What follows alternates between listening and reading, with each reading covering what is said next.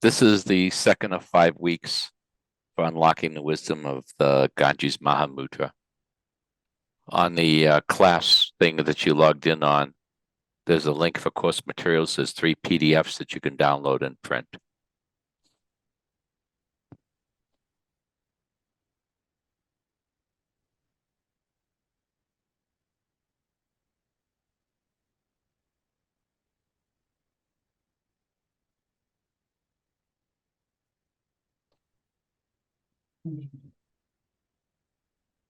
Sorry, Jhampa, that's what I was meant to say. I can only stay for about 20 minutes, but I'm catching up with the recordings on YouTube. We will miss you. Good.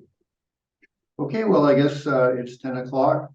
So first, of course, before we do anything, of course, check up your motivation, because that's creating who you are moment by moment, week by month, by year, by lifetime.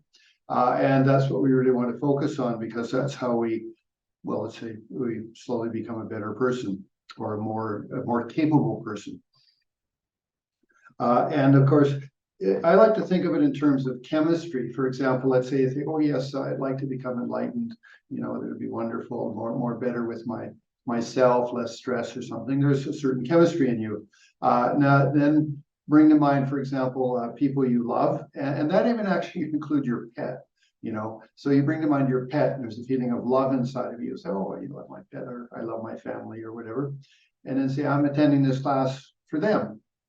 There's a whole different chemistry in your body, and that is karma, of course. And so therefore, there is something very special in having a feeling of, let's say, bodhicitta. That's the grandest version of having that feeling of love.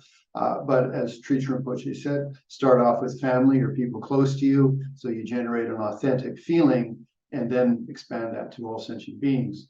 So with that thought in mind, we are attending the class for the people in our lives, and for all sentient beings. And with that thought, then we take refuge, and I'll just do a prayer that I like. I go for refuge from now until enlightenment in the Buddha Dharma Sangha. I'll work for the benefit of all sentient beings. May all beings be happy. I go for refuge to the Buddha, the Dharma, and the Sangha from now until enlightenment. I'll work for the benefit of all sentient beings. May all beings be happy. I go for refuge to the Buddha, the Dharma, and the Sangha from now until enlightenment. I'll work for the benefit of all sentient beings. May all beings be happy. And I guess if we wanted to make it really official, mandala, and I'll do it in Tibetan, sorry. Sashi, Pogi, Joji, Midoda, Rirali, Gini, Delgam, Badi, Sangajin, Dumiki, Puarki, Drogananda, Chinla, Georgio, Guru, Ratananda, Abniru, Taya, me. Okay, so remember, this is a very abbreviated presentation for the Ganges Mahamudra, but it's a really wonderful text. But as a preliminary, I want to focus on some basics. And I introduced them last week, but I just want to touch them again very lightly. That the foundation of what we're doing is the 5 aggregates. And the form aggregate includes all physical forms in the universe and your body. They're all included. And then the other 4 are your mind. So when we talk about investigating the nature of reality, you can do it on the basis of the 5 aggregates. Okay, you don't have to think of something external to that. It's just, okay, 5 aggregates, that includes all physical forms, and then the aspects of my consciousness. Okay, so that's so to get that very clear. Second point is then that as a bodhisattva and a bodhisattva vehicle, they were first focused on the investigations of the nature of phenomena. There's what's called the analysis of phenomena and the analysis of sense of self. So bodhisattva first focuses on that. Why? Because they want to have more ability in working for the benefit of sentient beings. If you focus on the sense of yourself and analysis, then you arrive at the nature of reality, voidness, the empty of self-existence. That's great for you, but it doesn't mean you have any particular feeling for anybody else. So bodhisattvas really want to make sure that that happens. And I believe it was Chandra Kurti in the Entering the Middle Path that said that if a bodhisattva or if a person with a lot of good karma analyzes reality, the phenomena, then very spontaneously they normally generate bodhicitta. Okay, so that's something that's anyway, that's to take into consideration. So second point, we are in the bodhisattva vehicle. We're paying. Let me turn off my phone. This is the second time this has happened. Really ridiculous. I have to really do this way before I'm okay. Got rid of that.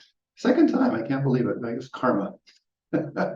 So I've broken the interdependence with my cell phone. So anyway, so 5 aggregates, then the Mahayana point of views work for the benefit of all sentient beings. And then again, just really briefly, I mean, the Chittama or the Vaibhasikas and Sautantrikas actually were very intelligent.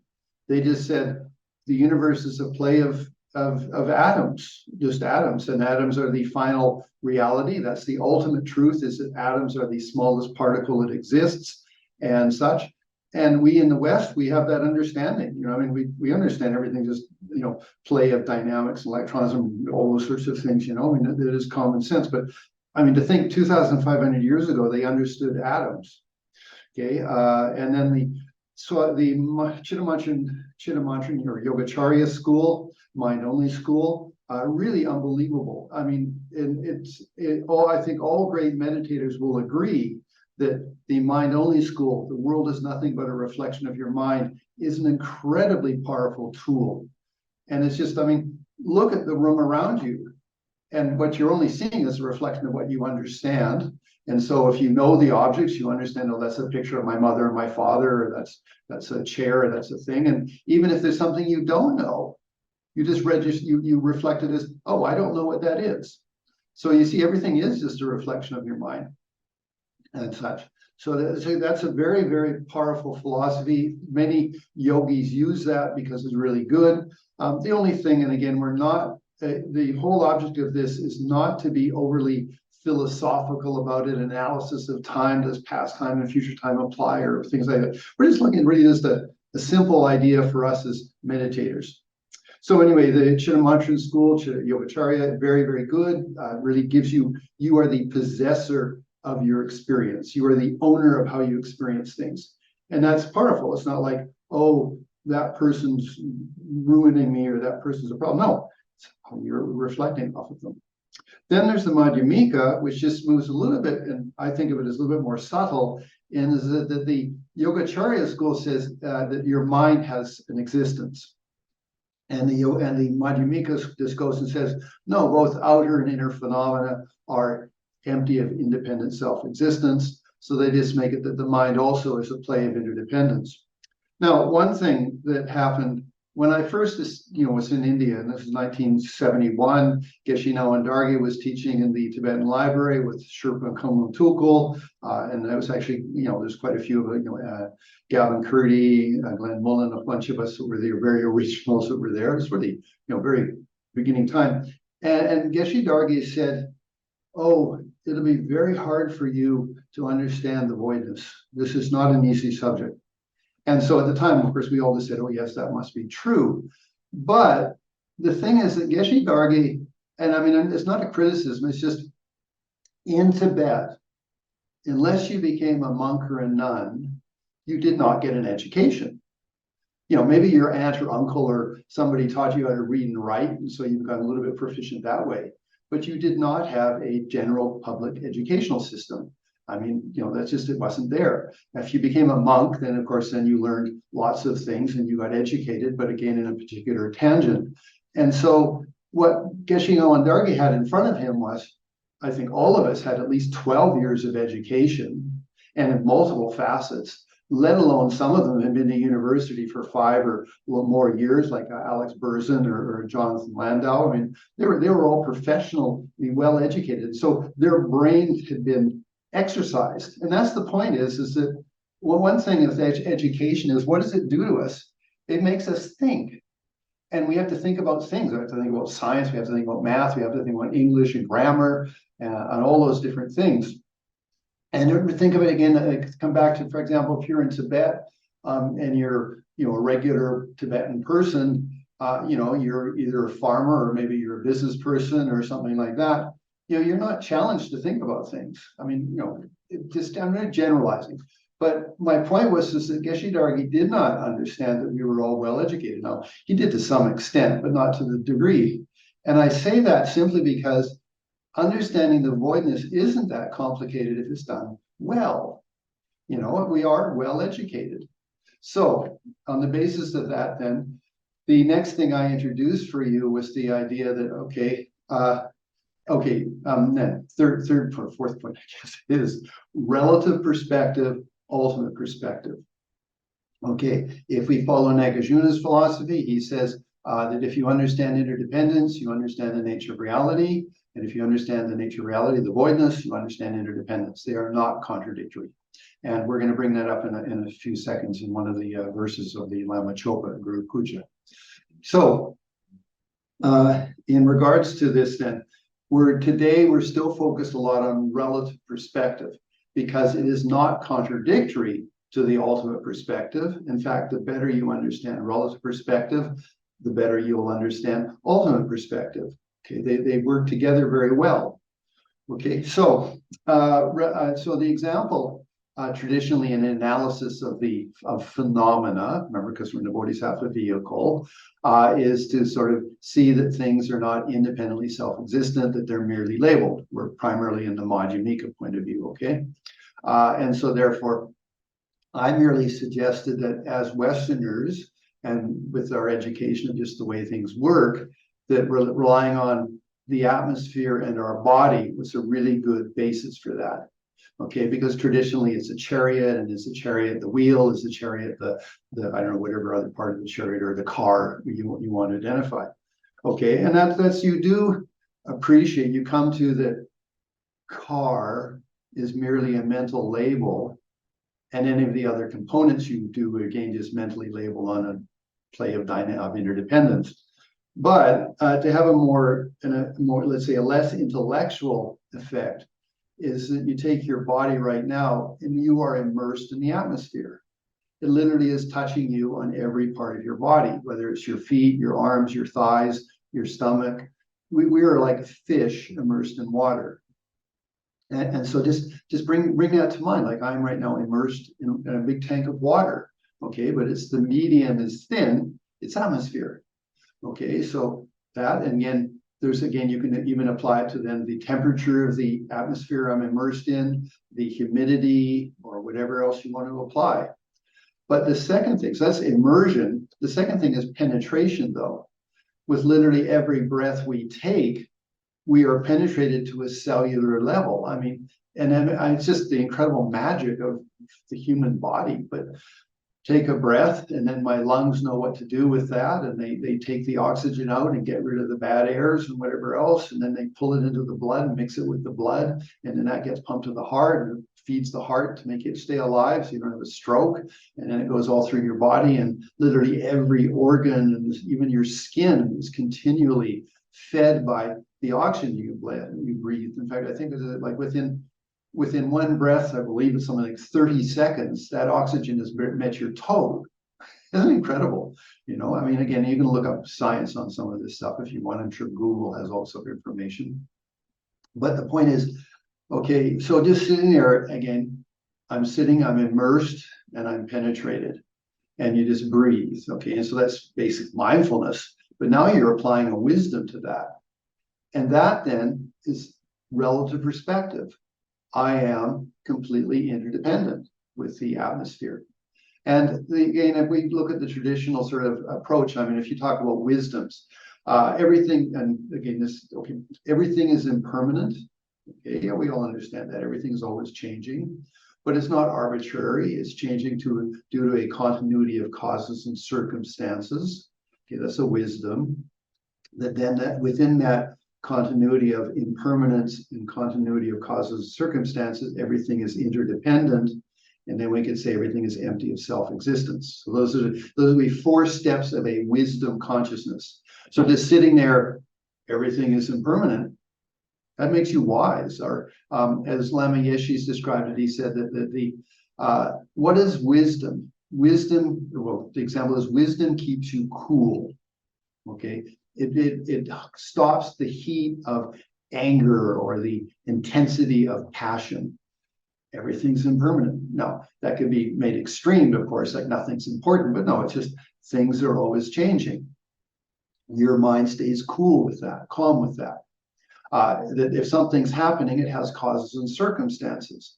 Again, that's an intelligence, that's a wisdom understanding. So if something's happening to you, it's because there's causes and circumstances within this flow of impermanence. It's not just arbitrary. Like if I end up with cancer, it's not like, oh my God, why did I get cancer? No, there's some cause and circumstance for it, or whatever, whatever might happen, So that's the second wisdom. So again, if something starts to happen, it's not like, why me? It's like, okay, it's some cause and circumstance for it. Okay, and I can change that. I can put new causes and circumstances. So it's not, again, apathetic. Oh, this is my karma.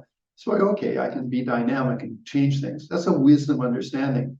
Then those are quite linear. You then move to interdependence, which makes it more holistic. And so rather than just being, okay, like everything's changing, 1, 2, 3, 4, okay, and there's causes and circumstances, one, blah, blah, blah, like that. No, it's a universal ocean of interdependence, all interdependent, okay, so it's holistic, okay.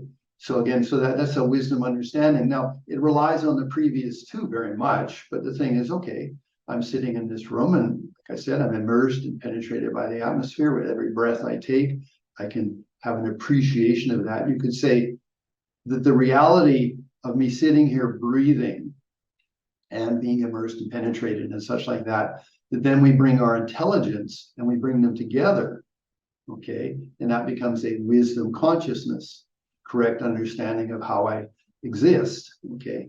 Then the final thing though is that and this is, you could say, relative perspective with an appreciation of ultimate perspective would be that, okay, if everything is equally interdependent, how can one phenomena be exaggerated or elevated above another phenomenon? No, they are all equally interdependent.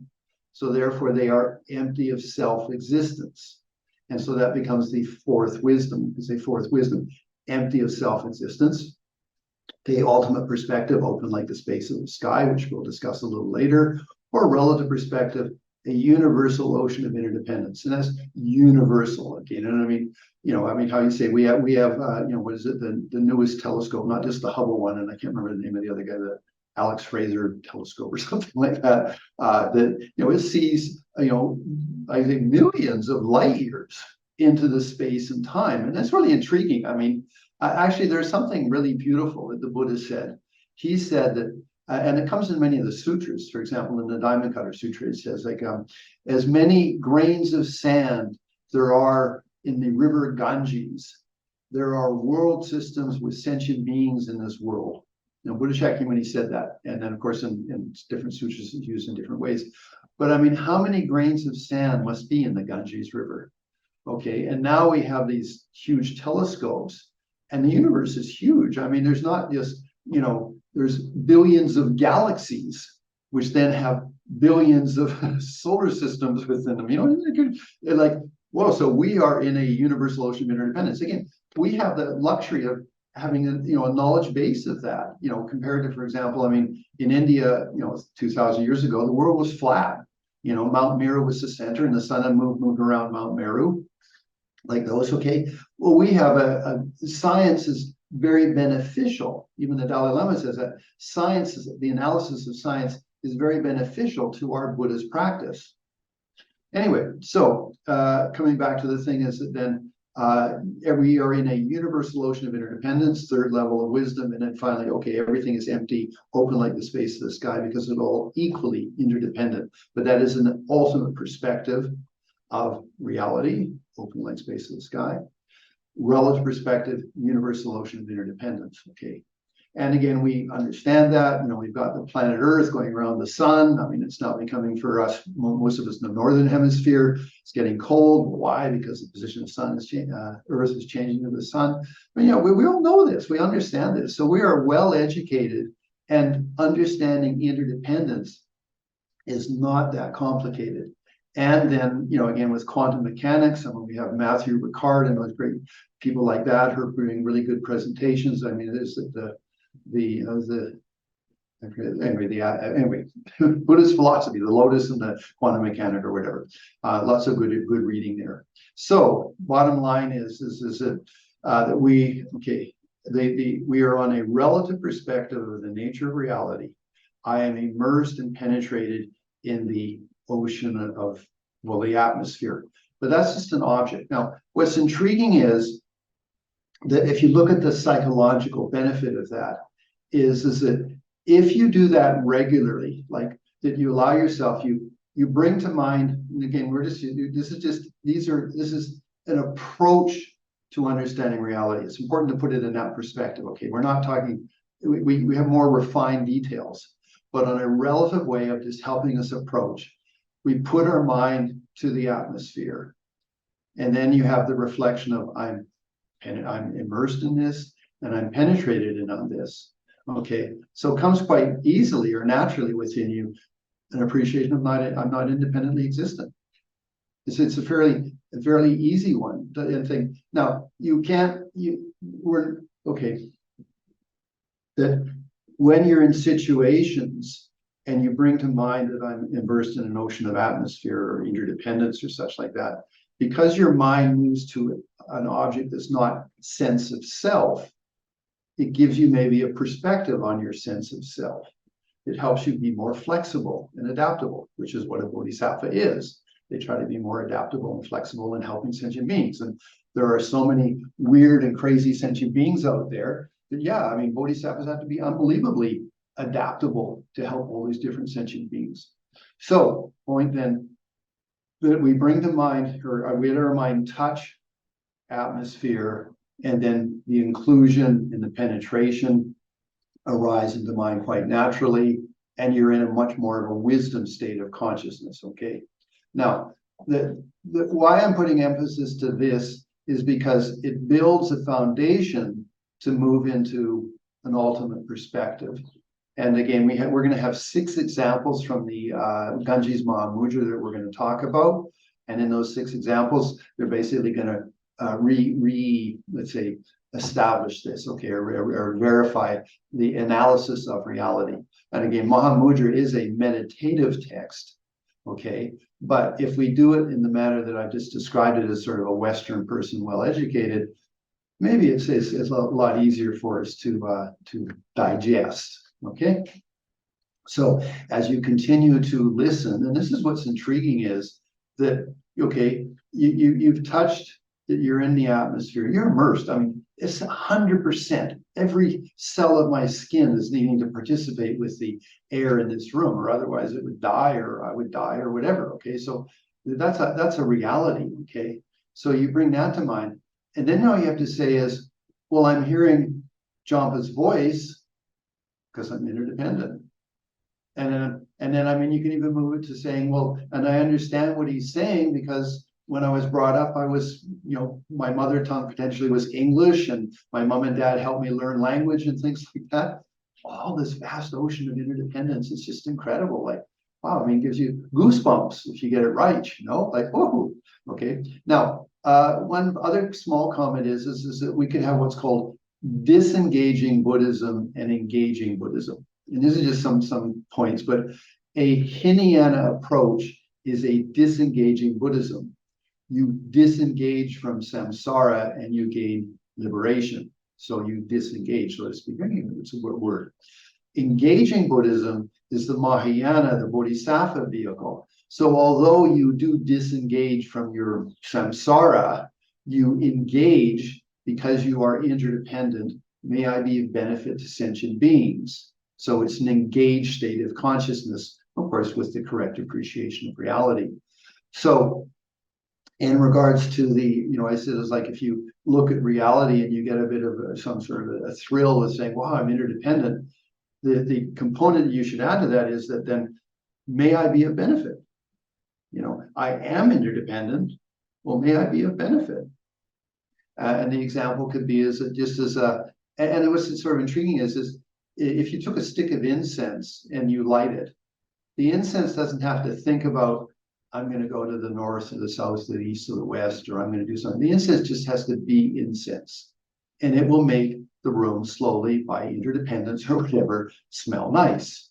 So the same thing, if you put your mind in, may I be of benefit, you are interdependent. Now, how you exercise that is the intelligence of being a bodhisattva. But the point is that you just have to be authentically of the nature of benefit, and with intelligence, of course. And you're in harmony with reality, and you're a bodhisattva. You are engaged. Okay, so just small points. Sometimes they're quite interesting. They just sort of put our life a lot more in order. Okay, so we're now going to start to shift over to the ultimate perspective on reality. Okay, now it's not contradictory to the relative perspective. Now, at this point, I put in the chat, maybe some of you can't see it, but I put in the chat 4 or 3 lines that come out of the Lama Chopa.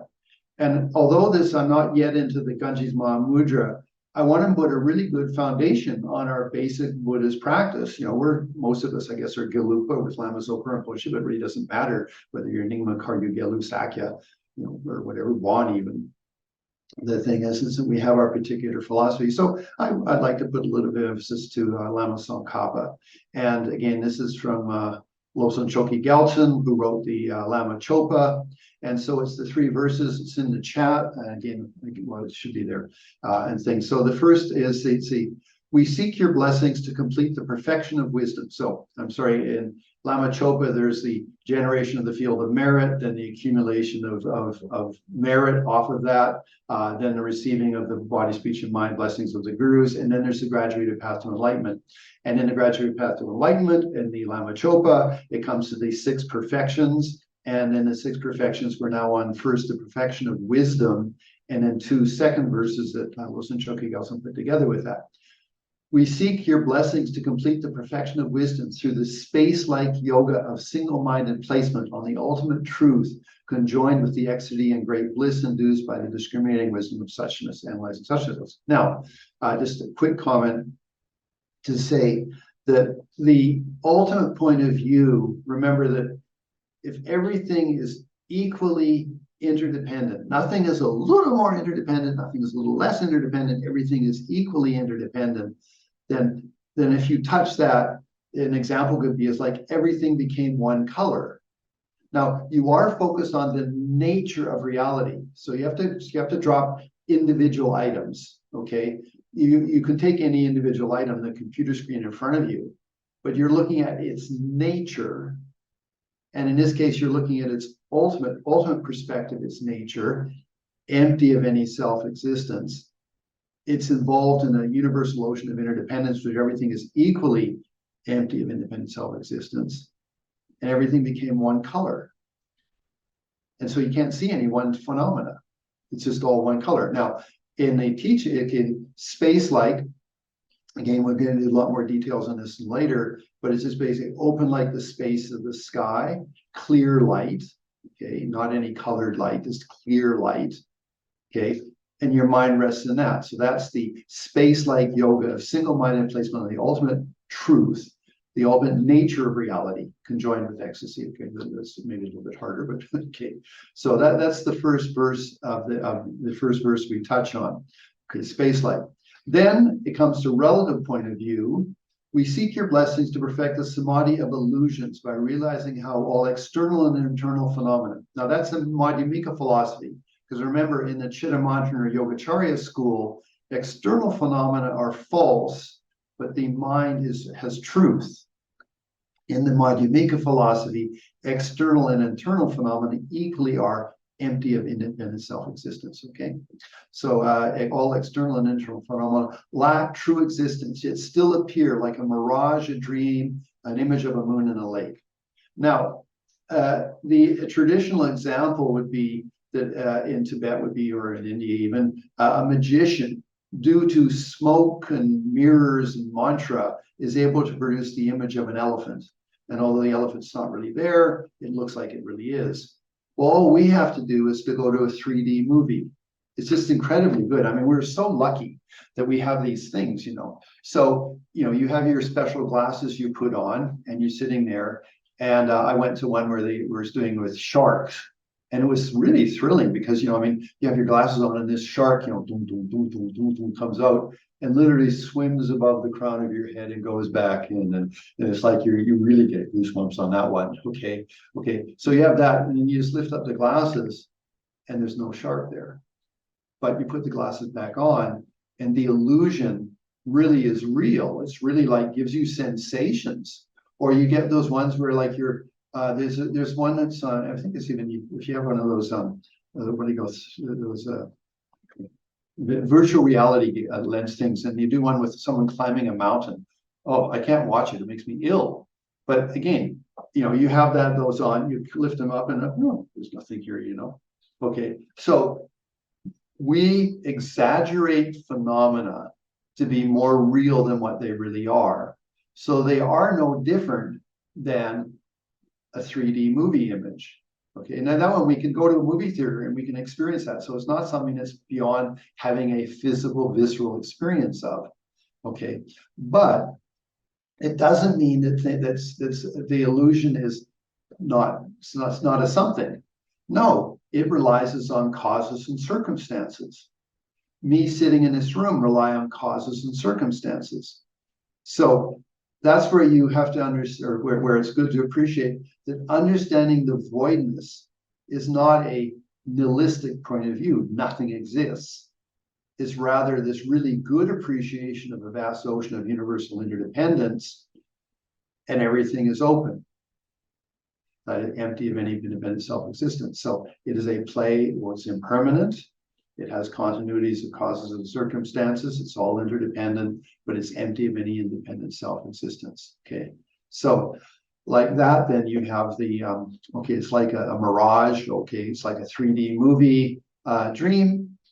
You know, you have this fantastic dream, and you wake up, and it's all disappeared. And I think the example is like you dream that you're, you know, in the forest and you're with a horse or something like that, and it's so nice, and you're touching the horse, and then you wake up and there's no horse in your bedroom. It was an illusion. But I think the 3D movie is a little bit better because it does validate causes and circumstances and interdependence, and yet it's an illusion. Although we might believe it to be real, we know if we lift the glasses up, it's not real. So like that. And the image of a moon in a clear lake, that was great. You know, like, and if you at nighttime, if you've got a really cool flat piece of water or something like that, or even like a swimming pool, I guess, and you get the reflection of the moon in it, it almost looks like you could go into that other dimension, like go into the lake or the swimming pool, and you've got this whole universe of the stars and the moon. Okay, it's an illusion, but it looks like it's real. Okay, but again, I think 3D movies are really good. So that's that verse. And then the final verse in that of the Lama Chopa is samsara and nirvana lack even an atom of true existence, yet cause and effect and dependent arising are non-fallacious. We seek your blessing to discern the importance of Nagarjuna's thought that these two may appear in agreement and are not in mutual contradiction. So those three verses are the best for us. It gives us ultimate perspective, relative perspective, and then an understanding of that our ultimate perspective is not contradictory of the relative perspective is not contradictory of the ultimate perspective. Perfect 3 verses, okay? So if you study those and work with those, it's really, really good.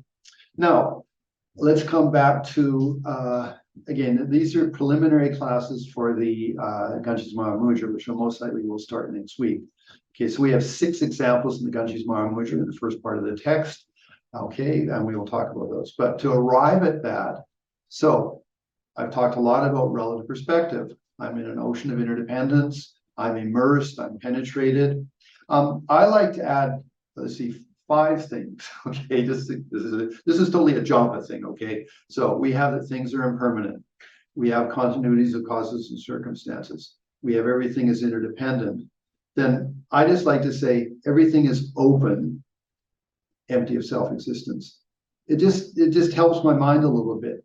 So when I look at somebody who's really angry or upset with me, I think, okay, you're open. you are open to being influenced. You are open to being benefited and helped as best as I can, because you are empty of any self-existence. So it's a little bit less than sort of somebody who's angry saying, you don't exist. that wouldn't work very well, would it? You still get terrified by the angry person's face. So instead of that saying, okay, you are open because you are interdependent and because you are continuity of causes and circumstances. You have some delusion that anger is a good technique. And then also you're impermanent.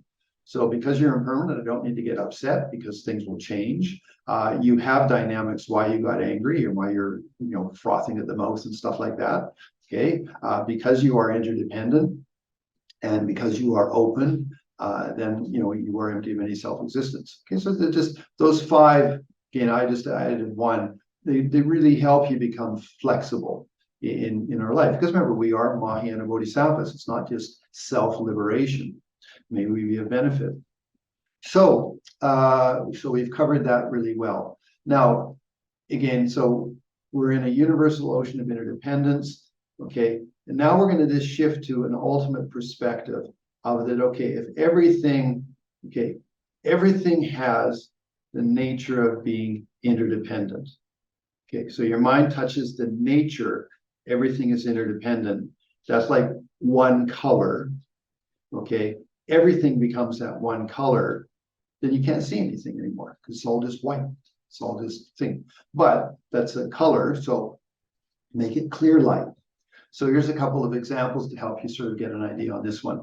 First off, okay, you look at your computer screen and then bring your attention back about 6 meters or something like that, or sorry, so 6 inches or something like that. And that point that your mind is on is clear light. Why? Because you can see through it.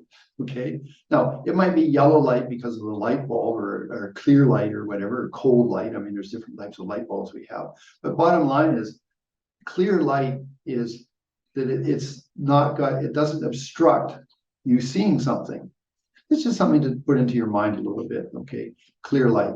Okay. So that's something that might help a little bit. Again, we're now looking at trying to get a meditative experience of the ultimate truth. So we have the basic idea. Everything has the same nature. It is all interdependent equally. And because of that, it all has one nature. And that means is that how can any one phenomena appear more than another phenomena when you're looking at the nature? And so that then becomes open like the space of the sky. Okay. Empty of any independent self-existence. Now, that doesn't mean that things, well, it's okay. So you're looking ultimate perspective because your mind shifted to the ultimate nature, not the relative nature. Okay. Now, and for me, what I like to do, and this applies a little bit if you practice Tantra, and especially if you do the Death, Bardo, Rebirth in the Anuttara class of Tantra, is to try to have a position in consciousness that sort of gives you that sense of spaciousness. So I like to think of it at 30,000 feet in the sky. Now, again, this is something that didn't exist very easily for people in Tibet, but hey, most of us have flown in jets and we've been at 20 or 30,000 feet. So just imagine yourself that you're in a window seat of the jet at 20,000 feet. It's the daytime, it's a clear sky, there's no clouds, okay? So you let yourself look out in your imagination, look out the window and you see clear sky, because you're really high up, okay? And then you let your plane and the body keep going and you let your mind stay in the clear open space of the sky. Okay, so that helps you get this sense of open, empty space of sky. Okay, now there's refinements to that, but we're just trying to build up a foundation, a meditative foundation for an experience of reality. It's an analogy, but the point is it does help us move towards an ultimate understanding of reality. So come back to, okay, I'm in a jet, I'm at 30,000 feet, I'm sitting in my chair, I'm sitting in my first class seat. Okay, let's give ourselves a nice seat. And then we look out the window of the jet and we see lots of big open clear space. And then we let the plane and our body keep going, but our mind just stays. And then we're in that open space of the sky and we rest there. Okay. Now that's the start.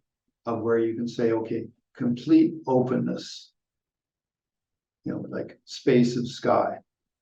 But there's one thing that to be added to that is that you are sort of, it said in relative perspective, we have a dualistic mind, subject and object, okay? In the ultimate perspective, it's a non-dualistic experience. Now that differentiates us, for example, from other religions, because other religions have, for example, God is the ultimate, and you can't become one with God. You are, I don't know, under the creation of God or something, whatever they want to call it. It's a dualistic religion, me and God. Buddhism is non-dualistic, okay? And then Shankaracharya in Hinduism in a certain thing I had non-dualism too. But anyway, so we are non-dualistic. So in my trying to arrive at an ultimate perspective of reality, I need a non-dualistic perspective, okay? Now, something else to take into consideration is, and this applies a little bit to if you're a Christian, that the ultimate truth is God, okay? There's nothing more than God. God's the ultimate truth. It's the ultimate reality, okay? So, I think it's pretty easy, okay? In Buddhism, the ultimate nature reality, there's nothing else after that. It's the ultimate nature. And so therefore it is an experience of consciousness, because we can become enlightened, Buddha mind or whatever, Buddha nature, whatever you want to call it, the thing. So it's really quite important to say, this is ultimate nature. There's nothing else after this. This is a place I can rest. There's nothing sort of secondary. It's just, this is it. The example in Buddhism is that fat Albert doesn't eat in the daytime, but he's fat. So you're only saying half of the thing. Fat Albert eats at night, because you're saying fat Albert doesn't eat in the daytime. Okay, so in this case, though, that's not what we're doing. We are arriving at an ultimate state of consciousness, a non-dualist state of consciousness. So when you then look at, for example, let's say, okay, you've arrived at, I'm at 30,000 feet in the open space of the sky. It's just an analogy, but it might help us to be a little bit more free of any relative point of view. But then it is sort of, I am dualistically looking at open space of the sky. And then you might get some panic because you think, oh my God, where's my parachute? Like that happens. Okay, so instead of that, you say, no, I am not looking at open space of the sky. I am open space of the sky. Okay, so you could say, me in this analogy, but the fabric of the space of the sky. So you try to rest in being the fabric of the space of the sky, which sort of applies that there's a substance there. But the point is, it's still you're moving your mind towards an ultimate experience, and we need some analogy to be able to do it. Even actually in the first verse of the Ganges Mahamudra, it says that the ultimate reality is something that cannot be expressed. It's beyond conceptuality. Okay, but that doesn't mean we can't build up something, a bridge that gets us to a non-conceptual state. So come back to an experiential state. So again, we've discussed quite a bit relative perspective. I'm in a vast ocean of universal interdependence, okay? But everything is equal in its nature, interdependent. Therefore, it's open, empty of any self-existence. I just got to the ultimate perspective. Okay, nothing is appearing to my consciousness. It is clear light. Okay, and within that clear light, to help me have an analogy, I'm at 30,000 feet. The plane of my body kept going. I am open space of the sky. And then I am not dualistically looking at open space of the sky. I am non-dualistic open space of the sky. And again, like I said, you would like that. I am the fabric of the space of the sky. Again, but again, you are putting something to let your mind rest on, but it helps a little bit to get you closer to reality. Okay, and then if you could, then you just say, empty. I am just that. I am. My consciousness is that. Again, in Anuttara Yoga, you would be the Dharmakaya, without form. And again, in Anuttara Yoga, you would be the most subtle level of consciousness. So that's where, again, it's the ultimate level of consciousness. It is the ultimate truth of consciousness.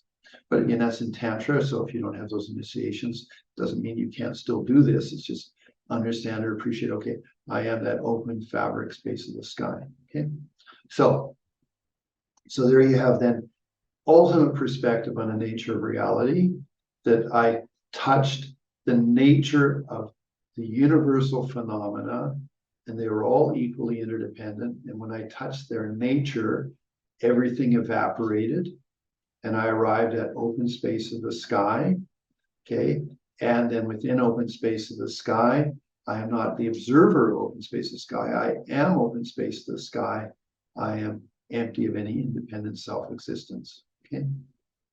So that's the that sort of sets up again the foundation for when we move into the Ganges Mahamudra. And again, my point being is that just I'm not contradicting anything that's done in a traditional way. I'm just reformatting it a little bit from a more modern point of view again. So if we just review what is a more modern point of view, well, we do appreciate everything is just a play of atoms and molecules and stuff like that. So there's our Vaivasika and Sautantrika philosophy.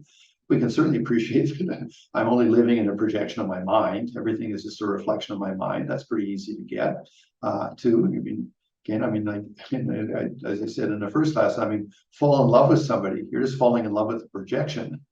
Only later do you realize what they're really like, and hopefully you were lucky and got a good person.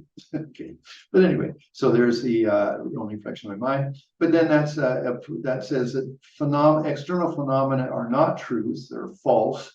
But in the mind is truth. That's the Chittamantra school. Whereas when you move to the Madhyamika, they say no. Everything internally, externally is a play of interdependence, which actually the Chittamantra school did agree with. It's just that it is merely labeled. And that applies to both your internal experience of your mind or the external phenomena. So that's Madhyamika perspective. Okay, so those are philosophies. And again, we have enough analysis of science to sort of say that they're, well, is this, quantum mechanics and stuff that it basically looks that way. Okay, so we have that. Then within that, then we're going to move to say Madhyamika philosophy principally, that I am a universal ocean of interdependence. Okay, I am immersed in the atmosphere. Again, this is just an analogy to help you get to that position, that I'm immersed in an ocean of interdependence, no different than a fish in water, that my medium is thinner. Okay, not only am I immersed, I'm penetrated. Every cell in my body needs the oxygen. So therefore, again, my mind appreciates, okay, I'm like a sponge in the ocean, a sponge deep down in the ocean, where it's just full of holes and everything, the water goes through it on all sides, all things like that. So I'm like that a little bit. Okay, and then from that, then that's relative perspective. Again, you can breathe, you can inhale and exhale. The whole idea of I'm immersed and penetrated, I am empty of any self-existence, but it's relative perspective. Phenomena are still appearing, but they're only relatively labeled. Again, if we come back to Lama Chopa, then we can say, just as if in a 3D movie, it looks like the shark came off the screen of the theater, but in reality, we know it didn't. We just have to lift up our glasses. So like that, although phenomena appear very real, we are just exaggerating their truth. They are a play of interdependence. They are a play of causes and circumstances. They are always changing, but they're not truly existent. They're dynamic, you could say. Okay, so we appreciate that in our perspective of in a relative perspective of being immersed in an ocean of universal interdependence. Okay, and so we just breathe that. It helps our mind. It massages our old attitude of being independent, self-existent, like a rock. Okay, it doesn't. It's not true. We can breathe through that. That's basic mindfulness. Again, and with appreciation of how we exist. So we start to say, although there can be, there's a I mean, if it was just air, and then there's the tissue of the lungs, but they're independently existent, then we're going to be dead. No, so take a breath, and then just, it's magical, it seems, but the air penetrates the tissue of the lungs and transfers over to the blood, and then wow, just so magical, So I am an open system. Empty of any independent self-existence, relative perspectives. Phenomena still appearing, but that. So I then breathe out for a little while, and then I shift over. Okay, well, if everything is equally interdependent, There's no one thing that's more or less interdependent. Then I've touched the nature. And as soon as I touch the nature, everything evaporates. Then I have the ultimate perspective, open like the space of the sky. And then the analogy was being in a jet at 30,000 feet. And the jet, my body kept going. I'm in open space of the sky. And then I'm not observing the sky. I am one with the sky, like the fabric of the open space of the sky. Again, analogies to get you closer to the experience. And again, that's where we're then going to move to Ganges Mahamudra. So this class is actually about 50 minutes at this point, but that's the material I wanted to cover today. So both of the classes, class 1 and class 2, are preliminary for the Ganges Mahamudra. And again, we're going to move into the 6 examples and then the other things that Tilopa had to say, the Naropa. Okay, now I could open it to questions. There's only 6 of you on class right now. So for those of you that watch it later, you won't have that opportunity, but Patrick and Medina and Slovage and Phyllis, you can ask questions if you want. So just unmute yourself. Patrick already unmuted himself. So you have a question. Actually, thank you for everything. I don't have a question at this time. Okay, well, thank you, Patrick. Anybody else have a question? Lou, I missed you, Lou. Sorry. Again, it's just if you it's just something that thing. Again, this preliminary. I think it's sort of, as educated Westerners, we have a good intelligence that we can exercise in understanding reality. I just wanted to mention, like, it's rather a commentary, not a question, that I really like the idea, and I heard it for the first time, of this disengaging and engaging Buddhism. So it really hooks me today. Thank you for sharing this. Yeah, it's so funny. I'm a translator, or at least I used to be. I've been in Mexico for 20 years, and there's no Tibetans here, so I can't translate, and I've lost my ability, although I can still listen a little bit.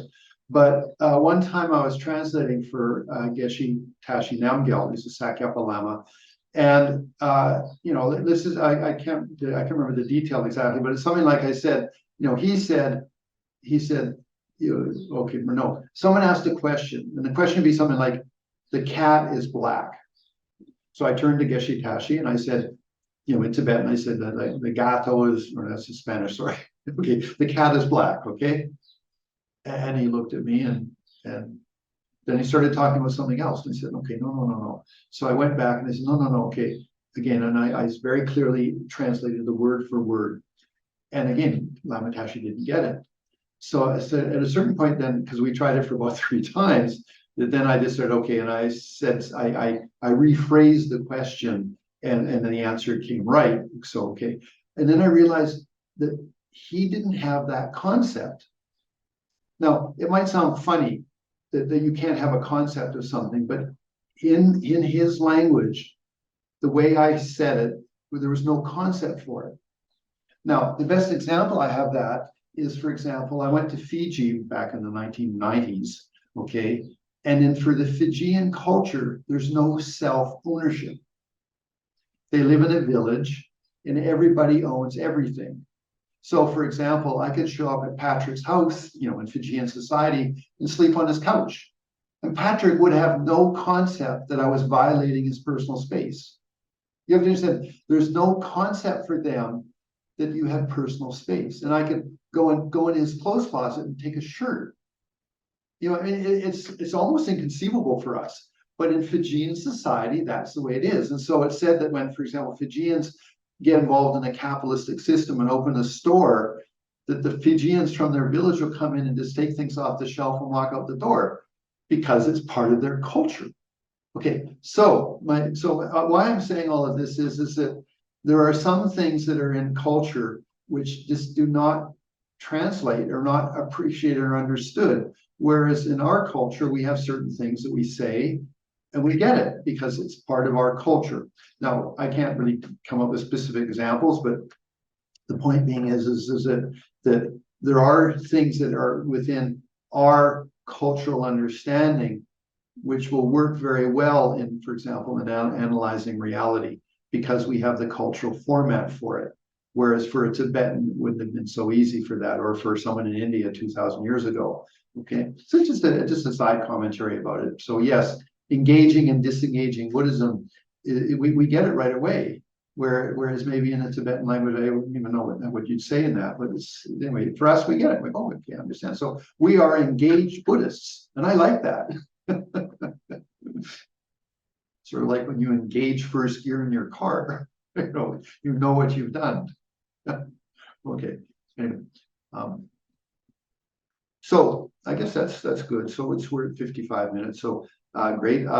As I say, I really wanted to when I talked to Losang, I said I don't want to do a traditional teaching. Now I'm not going to be untraditional, but I want to teach it from what I call an intelligent Western point of view. I can't say I'm the most intelligent, but the thing is I've got some experience. And that's what I wanted to do. So the basis of this class will be, it is traditional. I mean, I can think that all the things I've talked about are quite, realistic and valid. It's just they're not part of a traditional presentation. But I don't want to deviate. I don't want to get new agey about it or something. No, I'm sorry. I'm a rather traditional Buddhist.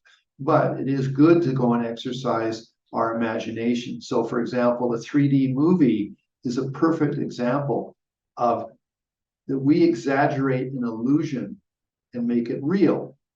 We exaggerate it. But if we understood it, lift up our glasses, we immediately understand it's a play of laser light and other things like that.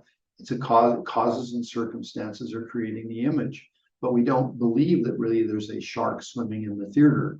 Okay, so that's a really, really good example for us, which wouldn't work for in Tibet, because they don't have that they don't have that experience where we can have that experience.